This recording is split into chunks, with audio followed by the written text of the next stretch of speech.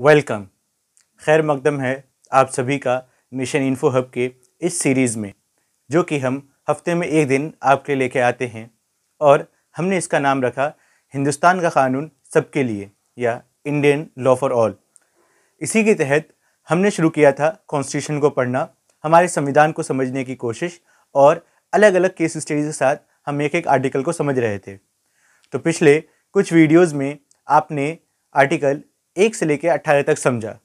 अब आर्टिकल 18 के बाद एक बहुत ही ज़रूरी और अहम आर्टिकल है जिसके बेसिस पे हमारा संविधान चलता है, और उस पर कई सारे केस स्टडीज़ हैं और बहुत बड़े बड़े फैसले लिए गए सिर्फ और सिर्फ एक आर्टिकल को लेकर। अगर आपने अभी तक हमारे चैनल को सब्सक्राइब नहीं किया है तो जल्दी से जल्दी चैनल को सब्सक्राइब करें और बेल आइकन को दबा दें, ताकि आपको हमारे ऐसे इन्फॉर्मेटिव खबरें, ऐसे इन्फॉर्मेटिव चीज़ें जल्दी से जल्दी मिले। तो चलिए शुरू करते हैं आज के वीडियो को।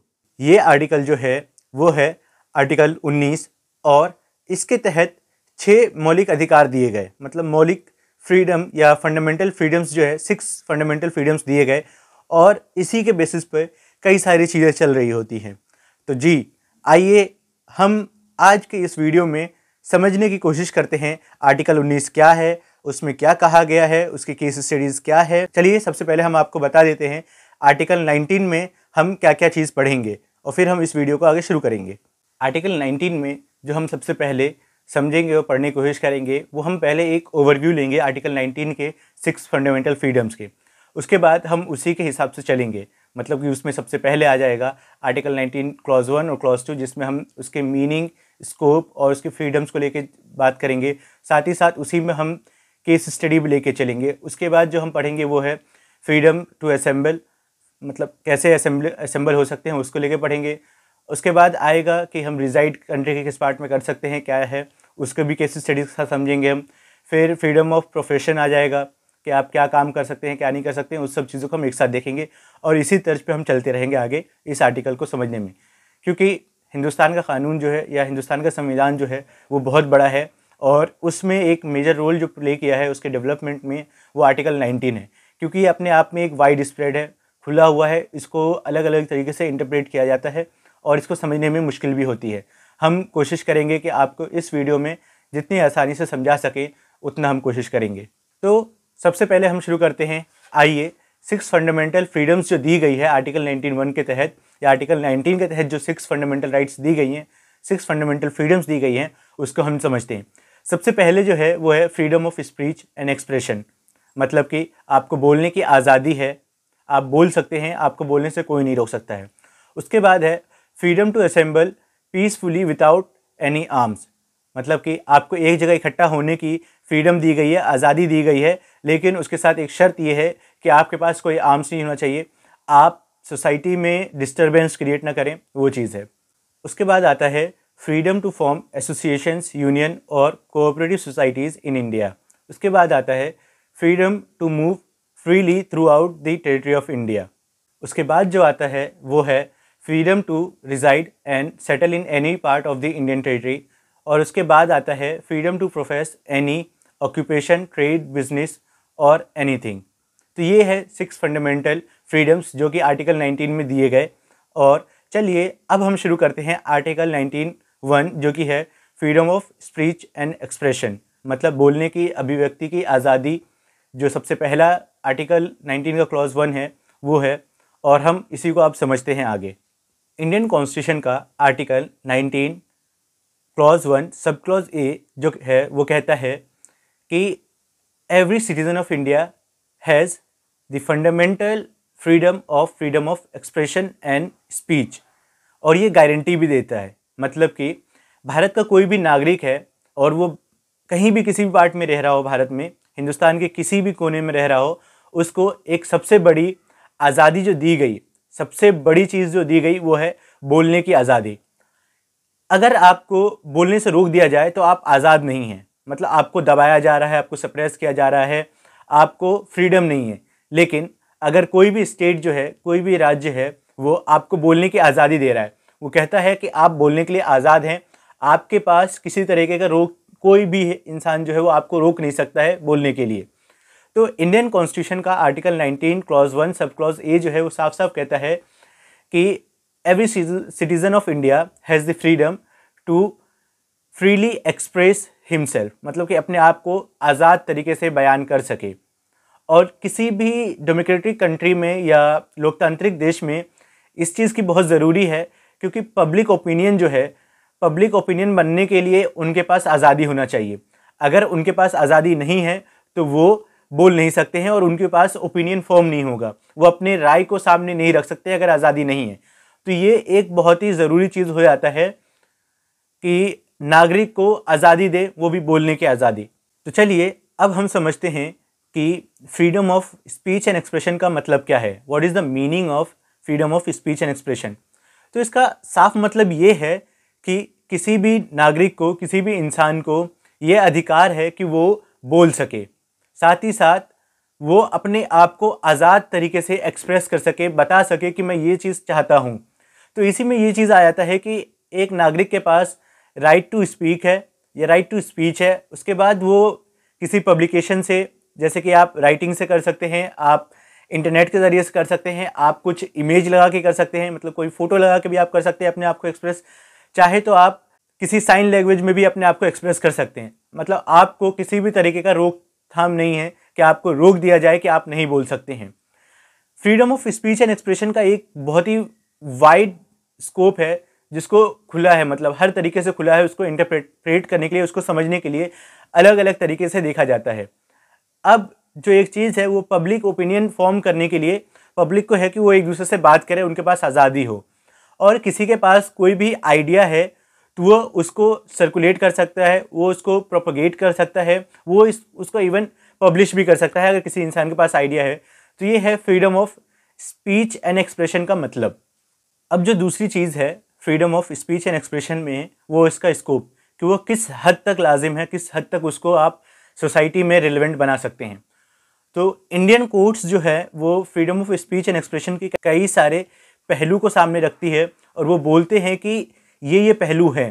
तो चलिए हम आपको उनमें से कुछ पहलू बता देते हैं ताकि आप समझ सकें। ये अलग अलग टाइप के हैं, ये अलग अलग प्रकार के हैं और इनको समझना थोड़ा सा आसान है, क्योंकि हम आपके लिए आसान भाषा में इस चीज़ को ला रहे हैं। तो स्कोप में जो सबसे पहला है वो है एक बहुत ही ज़रूरी, जिसका बहुत इंपॉर्टेंस है हमारे डे टू डे लाइफ में, वो है फ्रीडम ऑफ प्रेस, मतलब कि पत्रकारिता की आज़ादी। अगर पत्रकार और पत्रकारिता आज़ाद है तो आपके पास इंफॉर्मेशन आ रही है। इसी चीज़ को हम फ्रीडम ऑफ प्रेस के तौर पे भी जानते हैं। और इंडियन कॉन्स्टिट्यूशन में ऐसा कहीं भी नहीं है कि जहाँ पे साफ साफ लिखकर बयान कर दिया गया हो कि फ्रीडम ऑफ प्रेस होगा। लेकिन आर्टिकल 19 क्लॉज 1 का ये जो है, उसमें जो freedom of speech and expression जो है उसके तहत प्रेस भी आ जाता है, क्योंकि प्रेस के ज़रिए से आपको सब खबर मिल रही है। जब तक प्रेस आज़ाद है, उसके ज़रिए से आपको और हमें, हर एक इंसान को, हर एक नागरिक को इन्फॉर्मेशंस मिल रही हैं। वो भी ऐसी इन्फॉर्मेशन जो देश के लिए अच्छी है, जो देश के हित में है, जो देश के लिए बेनिफिशियल है। लेकिन अभी के मीडिया का हाल और अभी के प्रेस का हाल आप जानते हैं, क्योंकि उनके पास ऐसा लगता है कि किसी चीज़ का प्रेशर है या उनके ऊपर कोई दबाव बनाया गया है, जिसकी वजह से वो आपको और हमें वो जानकारी नहीं दे रहे हैं जिससे हमारा फ़ायदा हो। फ्रीडम ऑफ प्रेस का जो मतलब है वो ये है, there can be no pre censorship of the press, no pre stoppage of the publication of matters that are of public importance, freedom of circulation and no excessive taxes on the press. मतलब कि ये सब चीज़ें जो है कि आपको, जो आपका न्यूज़पेपर है उसको आप आज़ाद तरीके से बांट सके, आप उसको पूरे देश में फैला सके।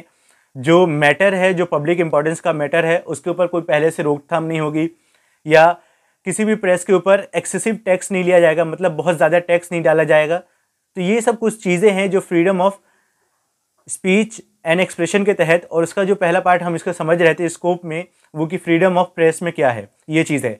तो चलिए अब हम आगे एक आध केस स्टडीज़ देखेंगे ताकि हम अच्छी तरीके से और समझ सकें इस चीज़ को। अब freedom of speech and expression में और फ्रीडम ऑफ प्रेस के तहत जो एक बहुत बड़ा केस है वो है Bennett Coleman versus Union of India, और ये है 1972 का। Bennett Coleman versus Union of India एक बहुत ही इम्पॉर्टेंट केस है, जिसके तहत 1972 में जब ये केस हुआ तो सुप्रीम कोर्ट ने यहाँ पर एक बात बोला, वो ये बोला कि जो फ्रीडम ऑफ प्रेस है वो दो तरीके से है। एक तो ये क्वांटिटेटिव भी है, दूसरा ये क्वालिटी वाइज भी है, मतलब कि quantitative as well as qualitative है। उसी के साथ दो और चीज़ पे नोटिस किया गया जो सुप्रीम कोर्ट ने बोला, वो ये था कि फ्रीडम ऑफ प्रेस जो है वो सर्कुलेशन में भी है और वो कंटेंट में भी है। मतलब जो लिख के भेज रहे हैं, उस जो लिख रहे हैं उसमें भी एक फ्रीडम होना चाहिए, और जिस तरीके से वो पूरे देश में उस चीज़ को फैला रहे हैं उस चीज़ में भी आज़ादी होनी चाहिए। तो ये एक बहुत ही इंपॉर्टेंट केस हो जाता है, क्योंकि बेनेट कोलमैन जो है वो एक ऐसा ग्रुप है जिसके पास इंडिया का बहुत बड़ा शेयर है न्यूज़पेपर के इसमें। उसके बड़े बड़े न्यूज़पेपर हैं जिसमें से आप कई सारे जानते भी होंगे। एक आध नाम हम आपको बता देते हैं, जैसे टाइम्स ऑफ इंडिया हो गया, नव भारत टाइम्स हो गया, मुंबई मिरर्स हो गया, और भी बहुत सारी हैं जो बेनेट कोलमैन के तहत आती है। और ये इंडिया की one of the largest newspaper circulation company है। सुप्रीम कोर्ट ने Bennett Coleman versus Union of India के केस में कहा, freedom of speech and expression lies both in quantitative and qualitative as well as freedom lies both in circulation and in content. अब दूसरा जो बहुत ही important case है जिसमें हम लोग को समझना है और इसको अच्छी तरह से समझने की कोशिश करना है, वो केस है 1950 का, और इस केस का नाम है Romesh Thapar versus state of Madras. तो इसमें सुप्रीम कोर्ट ने जो बात ऑब्जर्व करी वो ये है कि freedom of speech and of the press lie at the foundation of all democratic organisations, for without free political discussions no public education so essential for the proper functioning of the process of popular government is possible. इसमें court ने जिस बात के ऊपर फैसला दिया वो ये था कि फ्रीडम ऑफ पब्लिकेशन उतना ही इम्पॉर्टेंट है जितना फ्रीडम ऑफ सर्कुलेशन है। मतलब जब तक आप सर्कुलेट नहीं कर सकते, जब तक आप चीज़ों को पहुंचा नहीं सकते, तब तक आपके पास किस चीज़ की फ्रीडम है। तो ये बात बोला सुप्रीम कोर्ट ने। और अब हम आपको बताते हैं जो हमने पहले इंग्लिश में पढ़ा था उसका हिंदी में क्या कहा गया। सुप्रीम कोर्ट ने इसमें बोला कि किसी भी डेमोक्रेटिक कंट्री का जो फाउंडेशन है वो इस चीज़ पर है कि वहाँ पर प्रेस को कितनी आज़ादी है, वो कितने फ्रीडम के साथ अपनी चीज़ों को प्रोपोगेट कर सकते हैं, आगे फैला सकते हैं। साथ ही साथ अगर किसी सोसाइटी में अच्छी तरीके से काम करना है और वहाँ की पब्लिक को वेल इन्फॉर्म्ड रखना है, तो उसके लिए है कि फ्रीडम ऑफ प्रेस होना बहुत ज़रूरी है। तो ये चीज़ जो है वो सुप्रीम कोर्ट ने इस केस में बोला, जो कि केस है Romesh Thapar versus state of Madras. तो हमने आज समझने की कोशिश करी थी आर्टिकल 19 क्लॉज 1 को, और उसी के तहत हमने पढ़ा कि freedom of speech and expression. और उसके बाद जब हम स्कोप को समझने लगे तो उसमें हमने सबसे पहले समझा फ्रीडम ऑफ प्रेस।